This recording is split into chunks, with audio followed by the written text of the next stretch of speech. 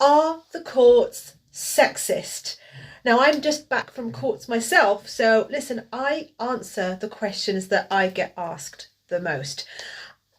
Courts tend to side with resident parents. They tend to side with the status quo. In fact, the status quo is very often the most difficult thing to overturn.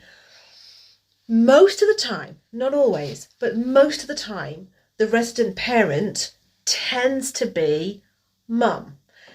And so the courts will often go with mum because they're the resident parents, because there's a status quo.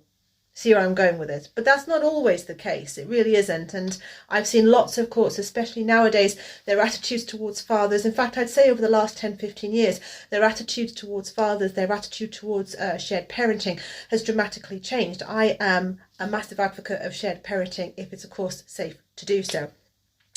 Here's the thing as well with professionals, because when I say court, I also mean professionals too. Professionals are human and they very often come for the rights and wrongs with their own prejudices, their own view of the world. And sometimes, although they work within a framework, sometimes that can be put across in reports. And sometimes I have seen, by the way, I have seen incredibly shoddy reports, some reports that are more holy than righteous, where if there's an obvious bias, you can kind of see that's an obvious bias.